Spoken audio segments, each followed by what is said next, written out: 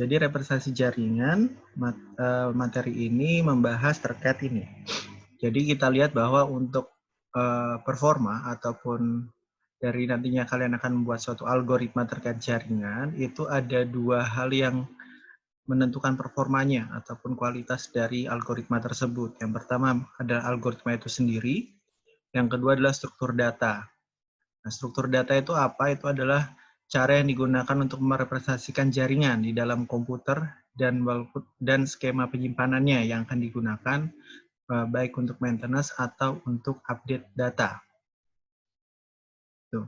Jadi ini adalah definisi dari struktur data itu sendiri. Nah, di mana di sini kita ada dua jenis informasi yang dapat digunakan dalam merepresentasikan jaringan itu sendiri. Yang pertama adalah topologi jaringan, yaitu terkait dengan node jaringan dan struktur busur atau arc-nya. Yang kedua adalah data seperti biaya, kapasitas, kemudian persediaan permintaan yang terkait dengan node dan busur tersebut. Nah, nanti di sini dalam penyusunan jaringan tersebut ada 4 poin.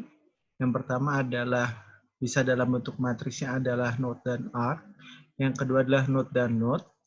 Yang ketiga adalah forward reverse. Yang terakhir adalah compact forward dan reverse. Ini akan saya bahas satu persatu terkait dengan 4 cara representasi jaringan itu sendiri.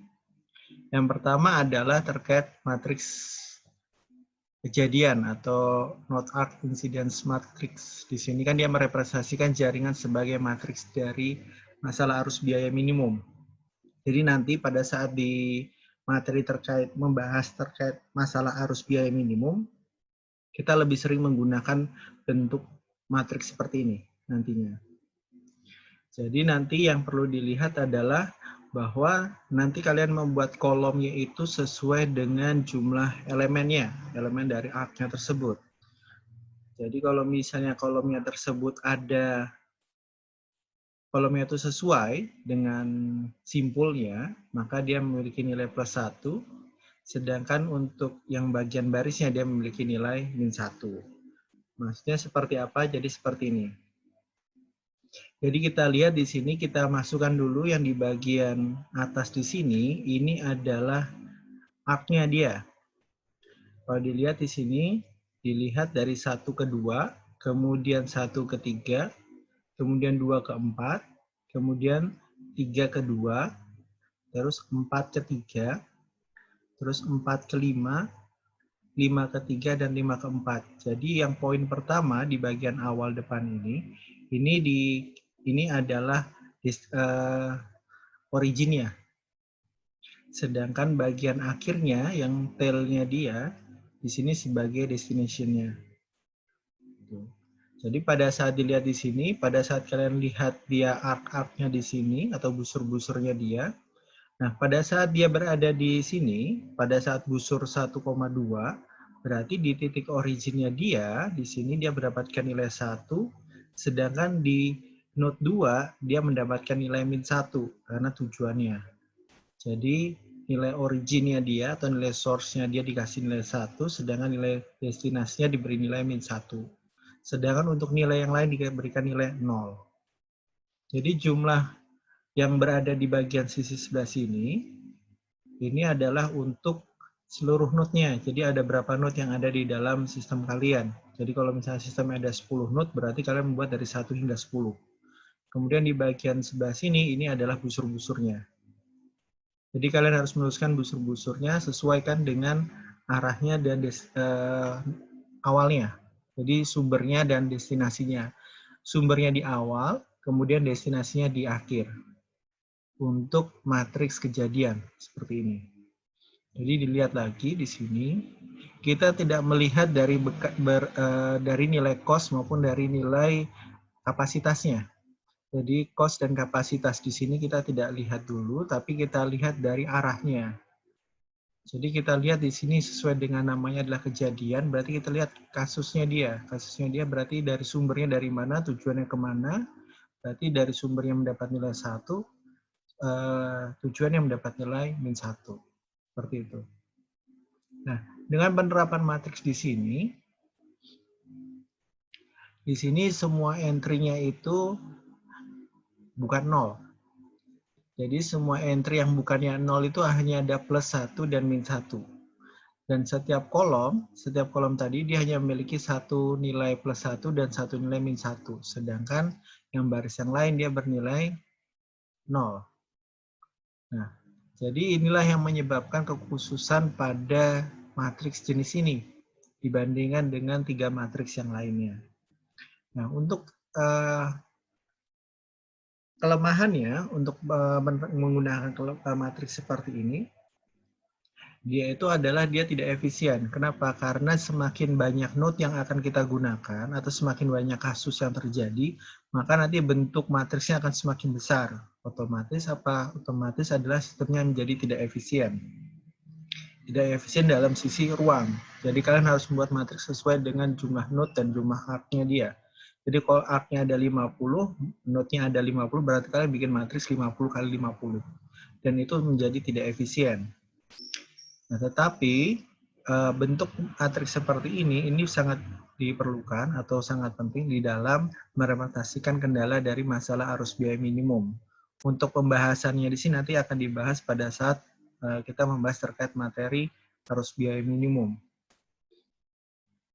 Nah, di sini saya statementkan dia memiliki sifat teoritis yang menarik. Sifat teoritis yang menarik itu adalah bahwa dia nilainya hanya plus 1 dan minus 1.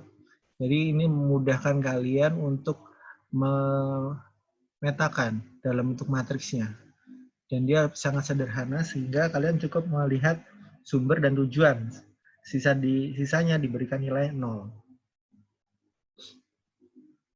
Kemudian yang kedua adalah matriks node ke node.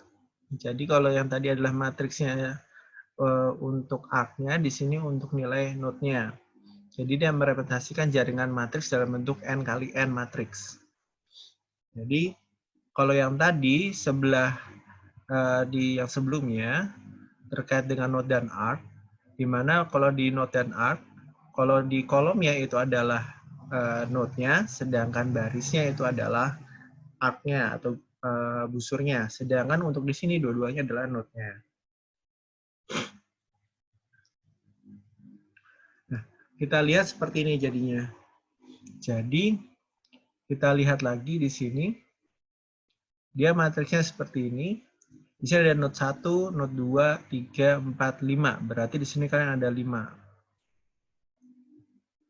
Nah, kemudian dilihat hubungannya. Di sini hubungannya 1 dan kedua. Berarti di kolom 1, di baris kedua, dia bernilai 1. Kemudian dari 1 ke 3, dia baris 1. Kolom 1, baris ketiga, dia nilainya 1. Jadi dia disesuaikan dengan arc-nya dia juga. Tetapi nanti di sini sudah dilihat bahwa yang di bagian sebelah sini, ini adalah sumbernya, sedangkan yang di bagian atas sebelah sini ini adalah tujuannya atau destinasinya. Jadi berbeda dengan bentuk matriks yang sebelumnya, yaitu node dan arc. Kalau di sini dia node dan node, berarti dia sudah dipetakan, jadi sudah dikelompokkan. Di bagian sebelah sini adalah bagian origin, di sini bagian destinasi. Nah, bentuk matriks di sini ini juga termasuk yang tidak rumit ya, jadi termasuk yang sederhana atau efisien dalam penyusunannya. Karena kita dapat menyusun ataupun kita dapat menyajikan matriks itu hanya dalam bentuk n kali n. Tetapi nanti kalau misalnya kalian ingin memetakan juga matriks dalam bentuk untuk biaya dan kapasitas, jadi kalian membuat matriks yang sama n dan kali n, tetapi nanti nilainya diganti dengan nilai kapasitas dan nilai biaya. Kemudian matriksnya di situ pasti dia memiliki n kuadrat komponen, sesuai dengan jenis matriksnya sendiri adalah matriks n kali n. Nah, di sini dia bentuknya lebih padat dibandingkan dengan yang sebelumnya. Karena apa? Karena kalau di sini dia pasti hanya melihat dari node. Kalau yang sebelumnya dia harus melihat juga dari busur. Jadi kalau misalnya di kasus sebelumnya, jika dalam satu node itu terdiri dari lebih dari satu busur, berarti kalian harus membuat matriks sejumlah busurnya juga. Sedangkan kalau di sini dia hanya menyesuaikan berdasarkan jumlah node-nya saja. Makanya di sini dikatakan dia lebih sederhana. Nah, konsepnya juga ini kita bisa gunakan untuk hampir semua algoritma jaringan. Jadi nanti kalian juga akan belajar terkait dengan menyusun algoritma jaringan. Seperti itu. Kemudian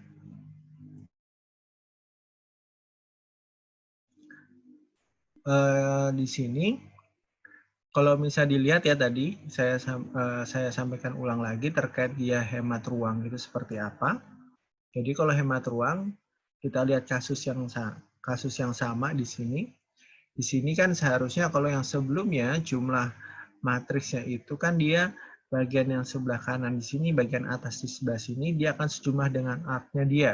Kalau yang tadi matriks kejadian node dan arc tadi, dia jumlahnya ada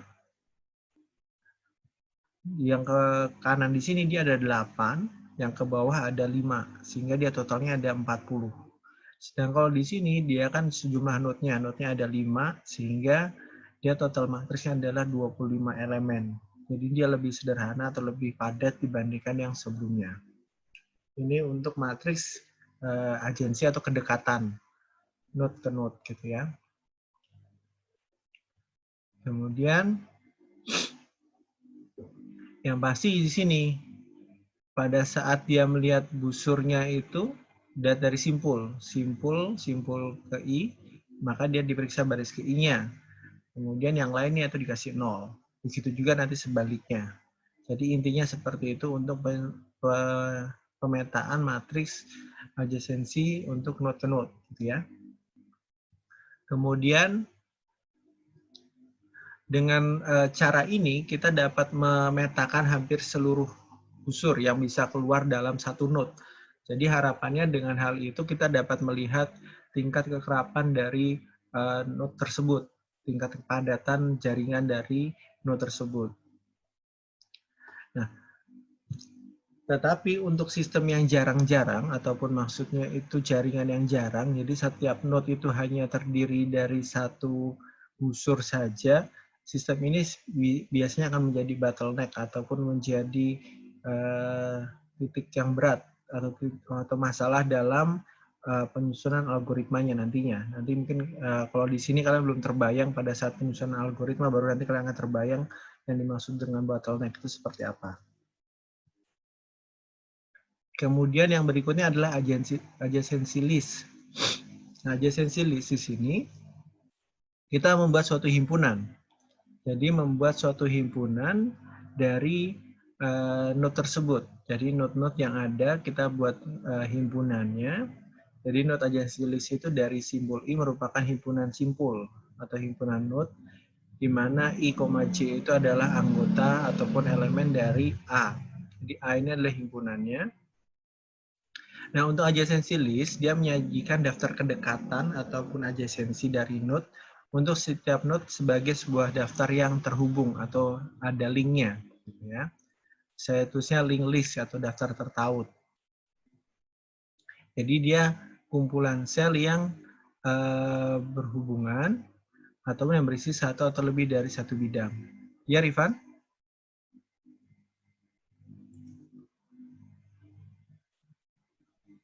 Ya, kenapa, Rifan? Oh, ya, tidak apa-apa.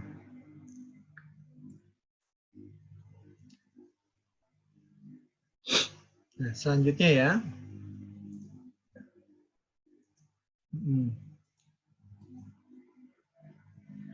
Kita lihat untuk node adjacency. Jadi dia akan terhubung dalam bentuk sel. Jadi kalau misalnya kalian melihat dalam bentuk kalimat seperti ini mungkin agak susah dipahami ya. Jadi lebih mudah memahami dalam bentuk gambar. Jadi ini saya cepat saja untuk menyampaikannya. Jadi setiap sel itu akan terhubung dengan busur itu dalam bentuk list. Jadi nanti ada list-listnya.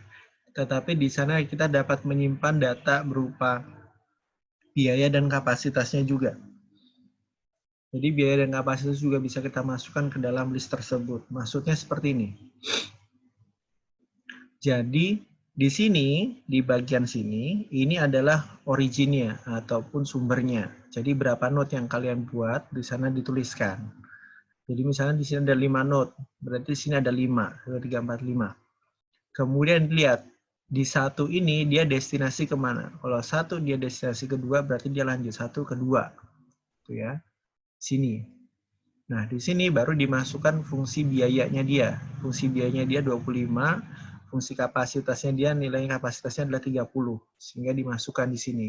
Jadi note-nya dari 1 dia ke note kedua dengan biaya 25 dan kapasitasnya 30.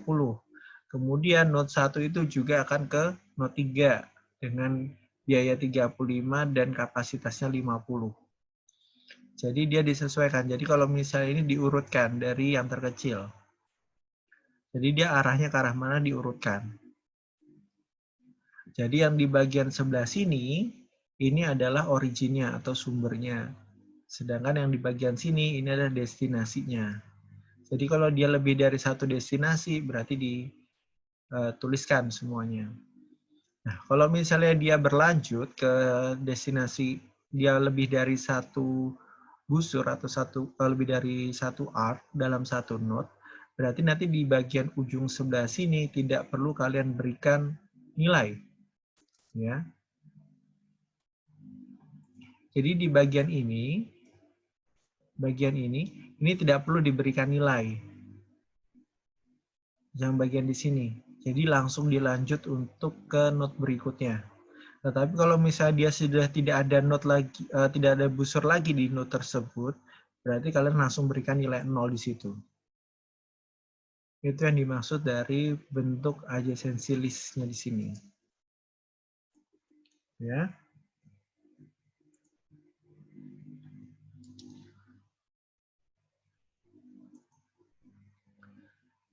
Jadi nanti pada saat seperti di note kedua di sini, note kedua ini dia akan langsung ke note 4.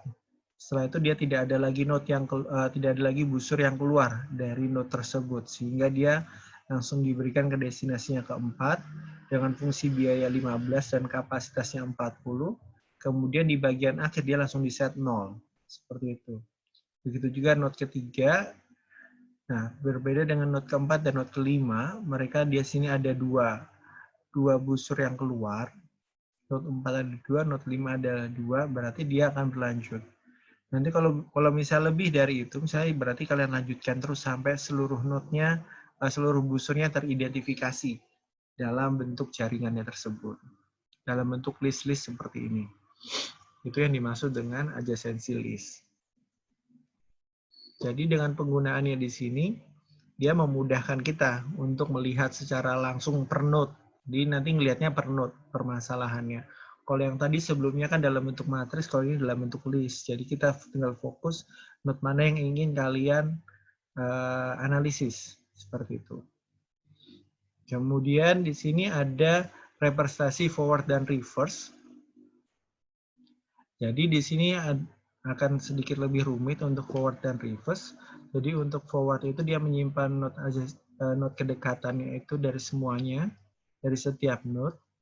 Nanti di sana kita tidak mempertahankan daftar tersebut sebagai daftar yang terlink. Jadi kita dapat menyimpannya dalam satu array. Jadi ini sedikit berbeda dengan bentuk adjacency list-nya, walaupun dia mengadop dari bentuk adjacency list.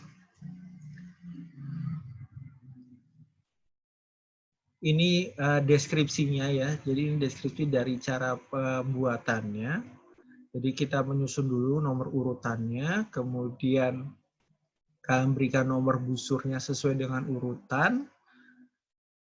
Jadi semuanya dimasukkan per node-nya, kemudian beri nomor busur yang berasal dari simpul yang sama secara sembarang, jadi bebas.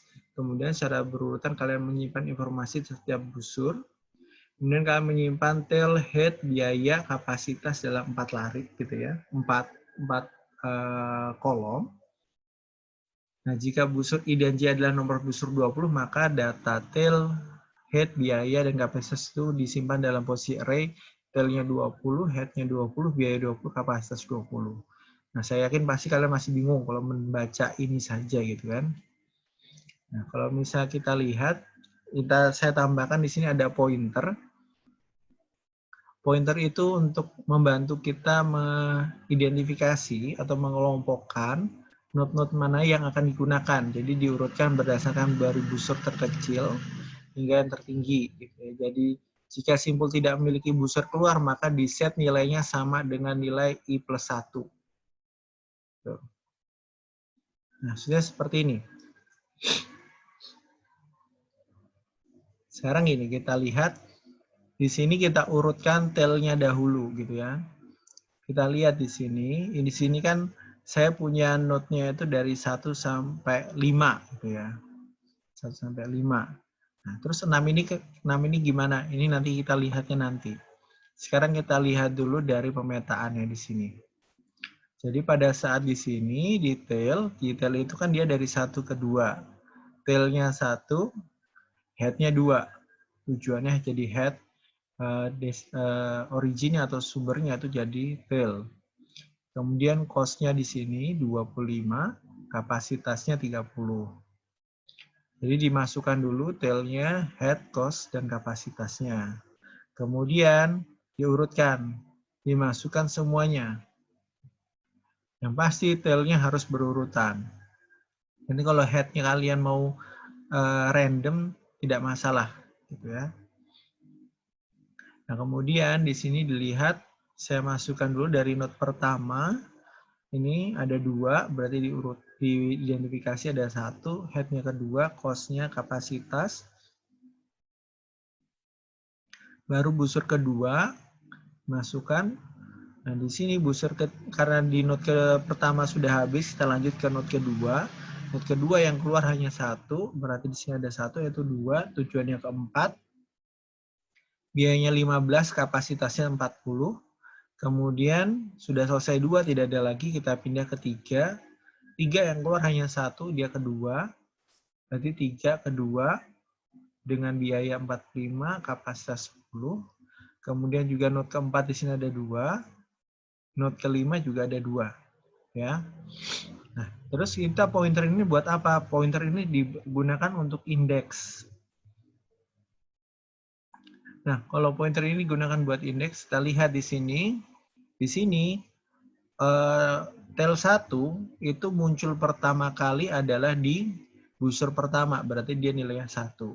Sedangkan kalau di sini, nilai node kedua itu munculnya adalah di busur ketiga, berarti di sini 3. Kemudian di sini, node ketiga munculnya di busur keempat. Kemudian tail kelima, node kelima itu munculnya di busur kelima.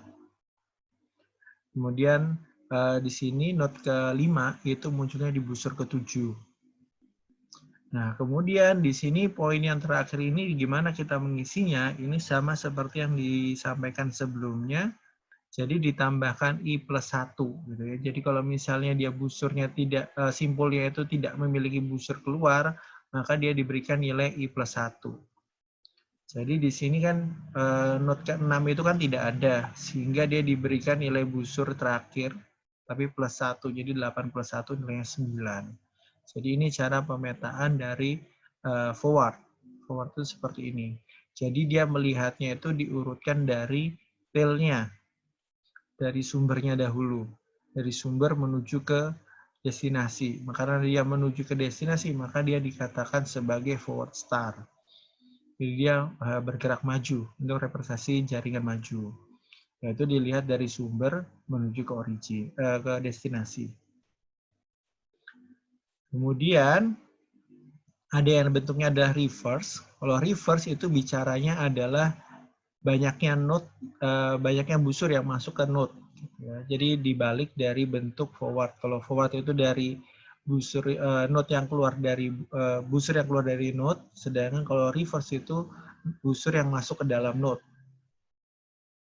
Jadi kita mengeceknya secara berurutan mulai dari node 1 hingga ke N. Kemudian kalian menyimpannya juga sama, ada head, ada tail, biaya, kapasitas dari busur. Kemudian kalian menggunakan pointernya secara terbalik. Kalau tadi kan indeksnya disusun secara berurutan, sekarang disusunnya secara terbalik, dilambangkan dengan R point I. Nah, jadi jika node itu tidak memiliki arc yang masuk, maka R point-nya akan diatur I plus 1. Nah, kemudian ditetapkan untuk R point N plus 1 itu sama dengan M plus 1. Nah, bentuknya jadi seperti ini. Jadi yang diurutkan itu adalah destinasinya. Destinasinya di sini. Jadi lihat yang destinasi itu yang ada pertama di 2. Di 1 kan dia tidak ada booster ataupun arc yang masuk ke dalam node 1 sehingga dia tidak masuk. Kemudian masuk ke node kedua. Booster apa saja yang masuk ke dalam node kedua. Jadi yang masuk ke dalam node kedua di sini ada yang dari 1, ada yang dari 3. Nah, untuk pengisian di sini kita bebas. Kalian mau ngisi berapa dulu? Dari node ketiga dulu atau dari node pertama dulu. Jadi tidak ada aturannya gitu ya. Tetapi yang diurutkan itu head-nya. Kalau yang tadi, yang forward yang diurutkan adalah tail-nya. Kalau di sini yang diurutkan adalah head-nya. Karena dia head, kemudian dia melihat asalnya dari mana. Jadi dia melihat secara mundur, maka diberi nama reverse. Nah, di sini yang saya ulangi tadi yang di node 1 tidak ada booster yang masuk, tetapi dari node kedua ini ada 2. Pertama dari node 1 dan kedua dari node 3. Misal di sini diberi contoh adalah dimasukkan dari yang node 3 dahulu. Berarti tinggal dimasukkan 3 ini ke sini. Ini kan urutannya sesuai dengan yang di statementkan tadi sebelumnya. Bahwa urutannya adalah head, tail, biaya, kapasitas. Tetapi penyusunannya secara terbalik. Yaitu penyusun dari kanan. Jadi head, tail, kapasitas, biaya. Gitu ya. Disusun secara terbalik. Cara penyusunannya disusun secara terbalik. Kemudian ini sudah kalian masukkan semuanya, 2. Kemudian di sini yang masuk ke node ketiga itu ada 3. Dari 1, ada dari 4, dan ada dari 5. Ini ada 1, ada 4, ada dari 5. Kemudian dengan nilai biaya dan kapasitasnya. Kemudian di node keempat yang masuk itu ada dari 2 dan ada dari 5. Berarti ada dari 2 dan ada dari 5. Kemudian yang masuk ke 5 hanya dari 4. Nah, kemudian kita lihat di sini. Nah, di sini node pertama itu kan tidak ada, sehingga dia langsung diberikan nilai 1. Sama dengan nilai yang di awalnya node-nya dia, node yang sebelumnya itu. Jadi dia karena tidak ada node yang masuk ke dia, booster yang tidak ada booster yang masuk ke node 1, maka R point-nya langsung diberi nilai 1. Sedangkan untuk node kedua diberikan nilai R point-nya 1. Berarti booster node kedua itu ada di baris pertama. Node ketiga berada di baris ketiga. Mulai dari baris ketiga. Kemudian node keempat mulai dari baris ke-6. Node kelima mulai dari baris ke-8. Sedangkan untuk node 6, karena tidak ada berarti ditambahkan dari jumlah baris ini plus 1. Sehingga terbentuklah bentuk R point seperti ini. Ini adalah bentuk representasi untuk untuk reverse. Jadi dengan penggunaan tadi kan sudah dilihat dari bentuk forward sendiri, reverse sendiri. Kemudian untuk mengatasi suatu adanya duplikasi, maka dibentuklah suatu sistemnya, yaitu sistem compact, yaitu menggabungkan antara forward dan reverse. Tetapi tujuannya adalah yang dilihat adalah pertama disesuaikan dengan kondisi dari forward. Jadi kondisi pada forward itu yang digunakan sebagai acuannya. Maksudnya jadi seperti ini. Jadi kalau kita lihat itu kita mengacu dari forward-nya. Jadi yang diurutkan itu dari tail-nya, bukan dari head-nya. Walaupun namanya compact forward reverse, tetapi yang menjadi acuan adalah tetap forward-nya dahulu. Jadi yang forward tadi diisi dahulu. Forward setelah forward diisi, seperti ini. Dilihat nilai tail-nya, 1. kemudian 2, 3, 4, 5, kemudian kita isi poinnya untuk mengetahui indeksnya. Nah, kemudian kita lihat trace-nya. R point ini kita mengacu kepada R point yang ada di reverse.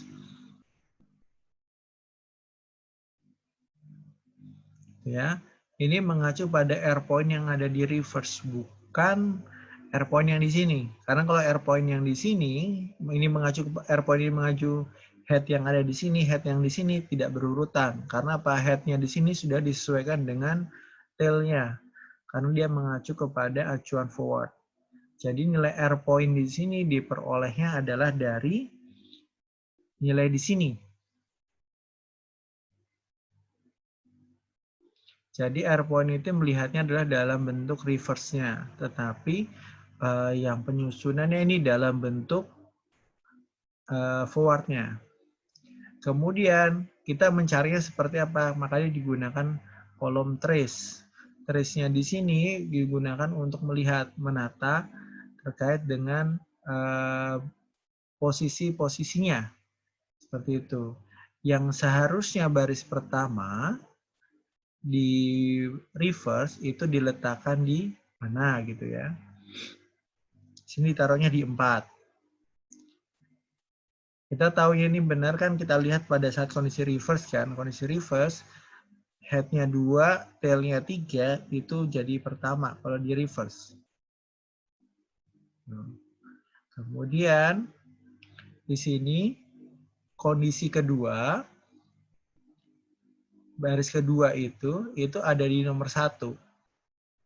Jadi gini caranya adalah kalian harus menjejerkan antara bentuk forward dan untuk compact dengan bentuk reverse untuk mengisi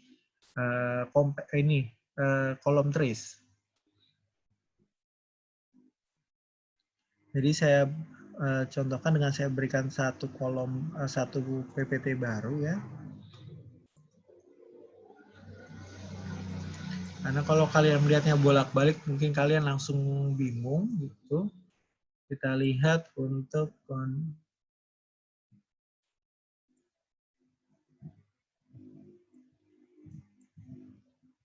Oke, ini saya tambahkan info.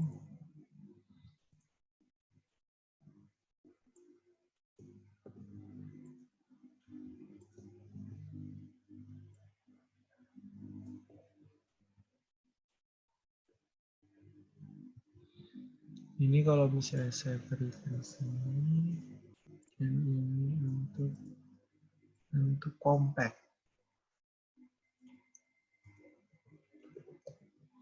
Compact forward reverse.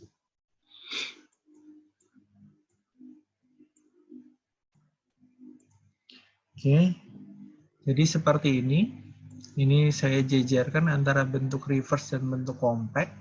Jadi yang kita lihat di sini, kita lihat untuk mengisi trace, baris pertama yang ada di reverse di sini itu kan head-nya 2, tail-nya 3. Kita cari tail 3, head 2 itu ada di mana? Ternyata ada di baris keempat di forward, maka di sini dikasih 4. Kemudian kita lihat lagi untuk tail-nya 1, head-nya 2, di sini di baris pertama, maka di sini langsung tulisnya 1. Jadi diurutkan sesuai dengan urutan yang ada di sini. Jadi pada saat di sini, di baris ketiga, yang di reverse itu dia tail-nya 1, head-nya 3. 1, di sini 3, berarti baris ketiga yang punya reverse itu ada di baris keduanya forward. Begitu juga nanti kalian pada saat mengisi yang untuk baris keempatnya reverse ini itu berada di baris kelimanya forward dan seterusnya hingga kalian memperoleh keseluruhan data trace. Tujuannya adalah supaya membantu pada saat kalian ingin melihat dalam bentuk reverse. Ya. Jadi dengan bentuk compact itu kalian dapat melihat ataupun mengecek dalam bentuk forward maupun dalam bentuk reverse. Nah, tujuan kita melakukan pemetaan bentuk compact forward dan reverse ini adalah seperti ini. Contoh misal kalian punya sistem jaringan ke Misal kalian sebagai server, kalian terhubung ke beberapa klien kalian. Atau misalnya kalian sebagai sumber ataupun servernya media sosial gitu. Kalian terhubung ke akun-akun customer kalian. Nah, kalian bisa memetakannya dalam bentuk seperti ini.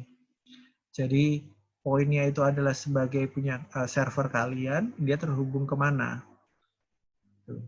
Sehingga nanti dapat terpeta berapa biayanya dia, biaya jaringannya dia, dan kapasitas ataupun kecepatan datanya dia berapa. Jadi bisa dipetakan semuanya. Jadi maksudnya adalah bisa di list berapa kebutuhan biaya dan kapasitas untuk seluruh jaringan yang kalian bentuk. Seperti itu. Itu untuk bentuk forward dan reverse. Jadi secara garis besar, ini saya langsung ambil dari buku ya, jadi kesimpulannya. Jadi kalau bentuk node dan arc itu adalah masalahnya adalah dari space-nya yang tidak efisien karena dia berdasarkan adalah bentuk arc-nya, sehingga semakin banyak jaringannya, kalian semakin besar bentuk pemetaannya. Jadi misalnya gini, kalian dari satu server beberapa atau puluhan node gitu ya, dengan puluhan busur misalnya gitu. Nah, otomatis berarti kalian harus membentuk bentuk matriks yang sangat besar yang disesuaikan dengan banyak busur dan banyak node. Kemudian yang kedua ini adalah bentuk node ke node. Kalau node ke node ini lebih mudah diimplementasikan karena kita melihatnya hanya berdasarkan poinnya saja. Kemudian untuk yang untuk adjacency list, dia lebih mudah dari bentuk space-nya. Pertama dia lebih efisien karena space-nya bisa dibatasi, disesuaikan dengan banyaknya node. Jadi kan ada banyak node, kemudian kalian bisa melihat ke kanan gitu. Dan dia lebih mudah untuk dimanipulasi atau direkayasa. Jadi misalnya kalian melakukan perubahan per node, itu kalian bisa cukup melihat node mana yang ada di sana. Kemudian bentuk forward dan reverse ini juga hampir sama seperti dengan kondisi adjacency. Jadi yang lebih baik itu menggunakan dua ini, adjacency dan forward reverse. Tetapi kalau yang untuk mudah belajar itu lihatnya dari node ke node. Oke, mungkin itu untuk pembahasan terkait dengan representasi jaringan.